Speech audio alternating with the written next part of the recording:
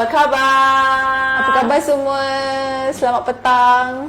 Selamat petang ya. Okay, hari ini kami ada topik khas ya untuk FB Live kami hari ini. Kenapa ya? Kenapa Finas ya? Sebab kita nak cerita hari ini tentang isu terhangat terkini, iaitu tentang influenza. Betul tu, influenza.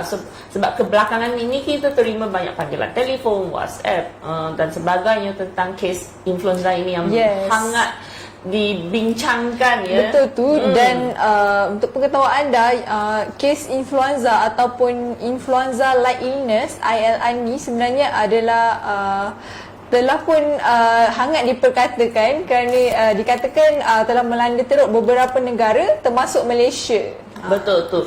Sebenarnya kes influenza ini juga bukan kes yang baru, cuma kebelakangan sebenarnya dah lama dah, bulan 12, bulan 1 ni dia lebih hangat, dia lebih terdapat peningkatan kes ini. So ramai ibu bapa sekarang tu dah mula panik dah. So hari ini kami ingin nasihatkan anda ya beberapa langkah tips pencegahan influenza ya. Mami-mami di sana jangan panik ya. Sebenarnya influenza ini senang dicegah ya kalau anda ikut tips-tips kami. Betul. Dan untuk pengetahuan anda juga, influenza, bila orang cakap influenza ni sebenarnya tahu tak sebenarnya apa tu influenza sebenarnya kan? Betul tu. So hari ni kita nak ceritakan influenza ni sebenarnya adalah daripada jangkitan virus yang kerap ya menyebabkan jangkitan pada hidung, tekak dan juga paru-paru. So dia sebenarnya adalah daripada jangkitan virus. Dan jangkitan virus ini terdapat 3 jenis ya, influenza virus ya, influenza A, B dan C. Okey. Tetapi sebelum kami membincangkan topik ini dengan lebih lanjut, kami ingin anda ya bekerjasama, buat cooperation kami kepada kami untuk like, share dan tag kawan anda yang perlu ingin tahu ya tentang maklumat influenza ini dan langkah pencegahannya. Jangan lupa like, share dan juga tagkan ya. Okey, so kita kembali kepada topik sekarang kita, iaitu influenza. Okay, sebenarnya dalam secara globalnya jangkitan yang teruk ni sebenarnya dah berlaku daripada kurang daripada 5 juta kes dalam setahun ya. Dan daripada research daripada Daniel Luliano ya, daripada jurnal mengatakan kes kematian disebabkan influenza ni sebenarnya dicatatkan 290,000 hingga 650,000 setiap tahun secara global. Wow, itu pun kira banyak juga. Tetapi influenza ini kita boleh cegah tau, tak perlu sampai mencatat kes maut ini. Betul tu. So kita bila kita tahu influenza ni sebenarnya daripada jangkitan virus kan. So apa yang menyebabkan sebenarnya penyakit ni daripada berlaku? Okey, jadi sebenarnya terdapat pelbagai rangkaian virus sesama yang biasa, tetapi rangkaian virus yang bertanggungjawab untuk musim sesama tertentu ni dia sebenarnya dia boleh berubah mengikut masa ke semasa atau tahun ke tahun. So bila anda dapatkan vaksin virus influenza ini, anda kena suntiklah, dapatkan vaksin setiap tahunnya. Sebab kenapa nanti kami akan share ya. Tunggu dulu. Like dan share dulu.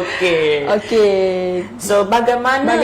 Ya. Okey, virus influenza ini mudah membiak ya dan merebak ya juga. So kenapa virus influenza ni boleh senang merebak ni? Okey, kenapa? Sebab daripada virus ni dia tersebar melalui bawaan udara. Terutamanya di tempat yang sesak dan juga tempat yang tertutup. So jangkitan virus ni mudah daripada udara. So di mana-mana sahaja pun sebenarnya boleh berlaku, sebab di mana-mana sahaja kita perlukan udara untuk kita bernafas. Betul tu. So kalau seseorang tu dijangkiti influenza dan bersin, hacu macam tu. Okey. Sneeze macam tu ya.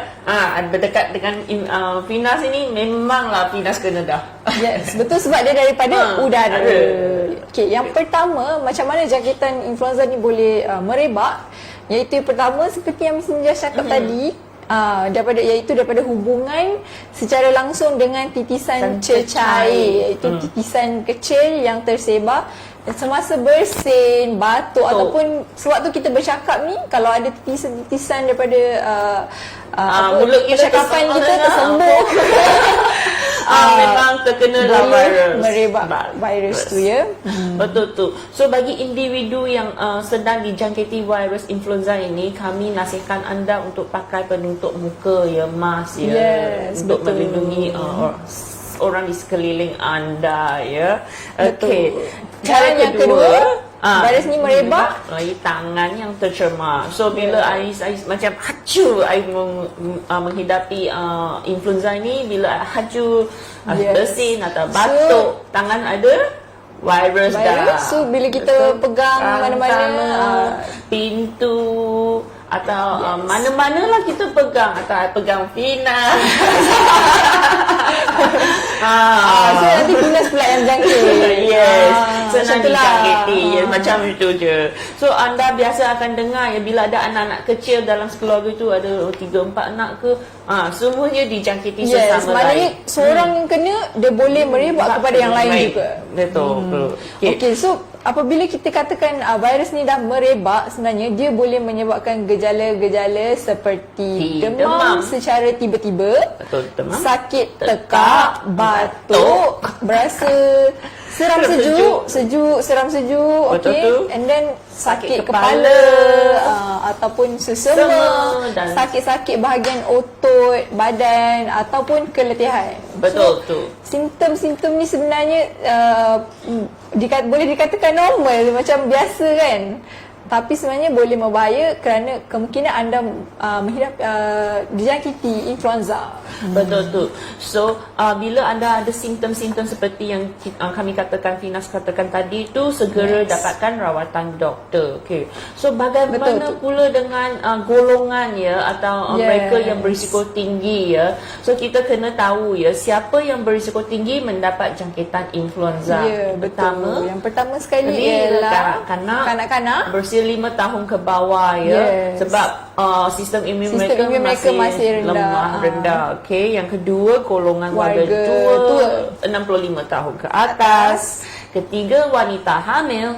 So 3 golongan ini akan mendapat priority ya untuk mendapatkan rawatan influenza jika disahkan menghidapi influenza. Betul. Selain itu ya, mereka yang menghidapi pesakit kronik ya, menghidapi kencing manis, darah tinggi, asma dan lain-lain juga berisiko tinggi ya. Dengan mereka yang obes, kegemukan juga lebih cenderung untuk mendapat influenza. Dan golongan yang terakhir sekali itu golongan mereka yang rendah daya tahan badan, iaitu mereka yang menghidapi kanser, HIV atau sedang menjalani rawatan kemoterapi dan lain-lain juga. So golongan-golongan yang kami sebutkan tadi ya, sila beri perhatian ya kepada mereka jika anda mengalami sebarang simptom yang disebutkan tadi, anda perlu dapatkan rawatan dengan segera.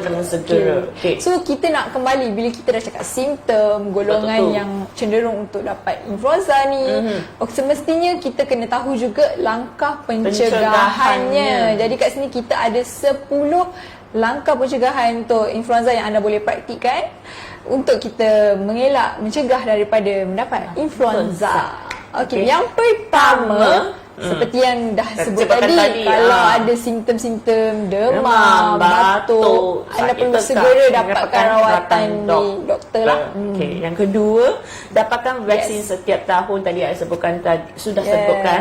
Kerana strain vaksinnya sentiasa dikemas kini mengikut perubahan antigen virus ya, influenza yang berterusan. Dan perlu ingat ya bahawa vaksin mengambil masa 2 minggu untuk kesan yang efektif.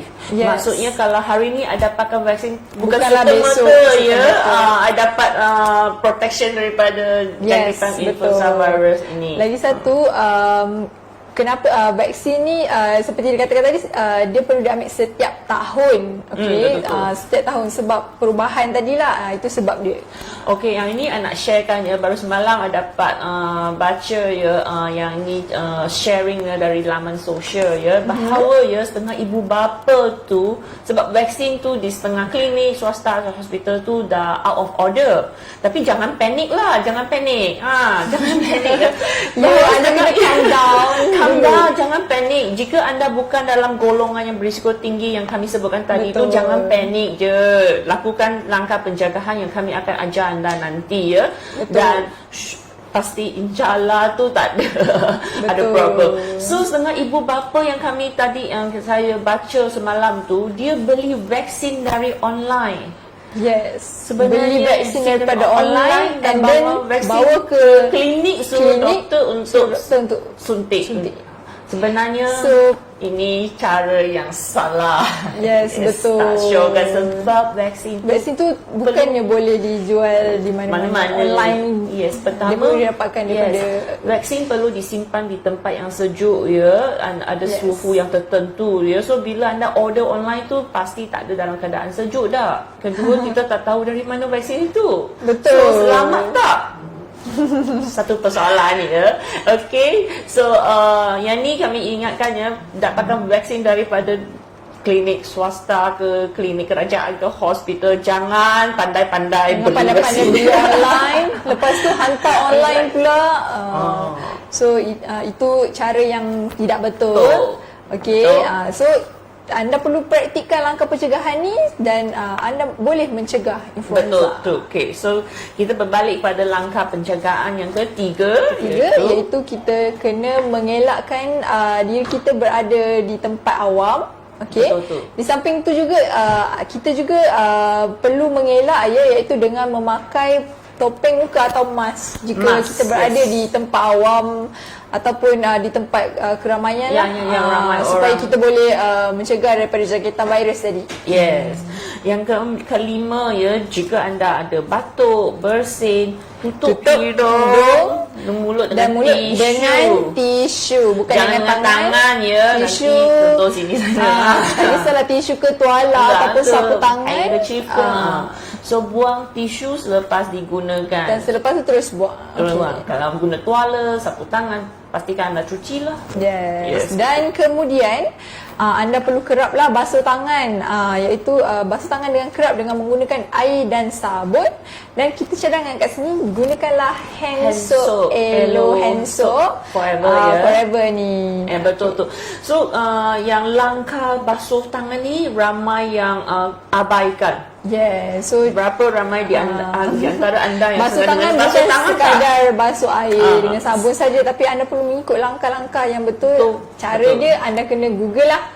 Betul tu. Sebab ramai dewasa kan di antara kita tu tak suka basuh tangan ataupun dia basuh tangan tapi just air je, tak ada sabun. Sebenarnya kalau basuh tangan dengan air tu dia tak akan membunuh kuman juga, ada bakteria. Dia bersih je dia, tapi dia tak kena guna Elo hand soap. So Elo hand soap ini nak cerita sikit lah kelebihan Elo hand soap tu. Kita berbanding dengan hand soap yang lain. Okay. So yang pertama sekali ingredientnya yang teratas sekali kalau anda baca ialah Aloe barbadensis ya. So kandungan yang tertinggi ni ialah kandungan aloe 100%, aloe vera gel yang distabilkan. Kemudian kita ada letakkan ekstrak timun untuk melembabkan tangan anda, serta ada minyak limau lemon. So sambil basuh tangan, sambil melembabkan tangan takkan rasa kering dan rasa bau segar lemon. So yang ni pasti kanak-kanak sukalah sebab ada bau yang lemon. Kita tak letak pewangi penguangi lah. So bau tu bau lemon. Okey, seterusnya untuk langkah pencegahan iaitu kita kena elakkan berkongsi peralatan persendirian seperti tuala, sapu tangan dan lain-lain. Elakkan berkongsi dengan orang lain. Betul tu. Okey. Dan yang ke-8 kena minum air suam ataupun madu lebah. Okay. Favorite kita, favorite. Kenapa? Sebab jika anda mempunyai simptom ya seperti sakit tekak atau batuk ya, air suam dan juga madu lebah, dia berfungsi untuk melegakan sakit tekak dan juga batuk yang anda dapatlah. So dia sebagai natural lah. Yes, betul tu. So kalau anda ikuti ya Facebook kami dan Instagram kami ya minggu ini kan, minggu lepas ya kami ada buat posting tentang madu. Yes. So madu ni untuk melegakan sakit tekak dan batuk. Dan ingat ya, madu ya, sebarangan madu atau madu forever tu hanya kanak-kanak berusia 1 tahun ke atas saja boleh makan. Okay. Any madu ya, bukan madu kita yang tak boleh makan ya. Ini madu Semua. secara general. Okay, perlu diingatkan sebab kami selalu terima pertanyaan. Yes. Bayi 6 bulan boleh minum madu tak? 3 bulan Tak digalakkan. Tak digalakkan, no ya. Kenapa? Google. Kenapa? Nanti kita share, komen kan. Komen kan, kami nak tahu ya siapa dapat jawapan yang betul. Mungkin ada sedikit surprise lah. Betul. Mungkin tu. Okay, so next ialah anda juga perlu elakkan stres, yang mana dia boleh menyebabkan melemah sistem pertahanan badan. Betul tu. So bila kita stres sebenarnya dia juga boleh tingkatkan boleh melemahkan, merendahkan sistem pertahanan ataupun immune system. Jadi yang penting sekali kita untuk meningkatkan sistem pertahanan badan kita, of course kita boleh cadangkan kepada anda untuk menggunakan suplemen iaitu aloe vera gel kita. Si botol kuning yang famous. Selain tu Bipropolis yang kecil ni. Okay, Bipropolis yang mana dia juga berfungsi untuk meningkatkan sistem imun badan anda. Yes, Bipropolis ini memang kegemaran kami juga ya sebab dia antibiotik semula jadi. Yes, betul. Just chew je. Just chew saja. Tak perlu telan minum air, tak perlu. Okay, so selain tu jangan panik ya sebab panik boleh menyebabkan stres. Yes. Sebab saya dah tahu dah ramai parents ni, especially mami dah panik. Yes, panik betul. boleh menyebabkan stres. So jangan stres, chill saja, tapi pada masa yang sama ambil langkah pencegahan. Okay. Dan yang last sekali terakhir sekali ingat amalkan pemakanan secara sihat dan ambil lebih banyak antioksidan seperti vitamin C untuk membantu menguatkan sistem imun badan. So di sini kami ingin kongsikan kepada of course, boleh komen tak apa. Absorbency forever yang mengandungi 60 mg setiap tablet.